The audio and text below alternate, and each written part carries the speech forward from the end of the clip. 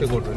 হ্যাঁ চেকপোস্ট যেটা পড়বে হ্যাঁ ওটা ওপেন ভিডিও করতে দেবে না না তো দেখবে ওরা বলছে। এখন বন্ধ করে দেবো হ্যাঁ, এখন বন্ধ করতে হবে। আমাকে বলে দেবে করবেন ভিডিওটা। আচ্ছা আর ভিতরে ঢুকে ভিডিও করতে পারবো গোল পাতার ভিতরে হ্যাঁ ভিতরে ঢুকে করতে হবে। কিন্তু যখন ঢুকবো চেকপোস্টটা পার হয়ে গেলে আপনি করতে পারবেন। এটা বলে দেবে কিন্তু আমাদের টোটোটা যেতে পারে।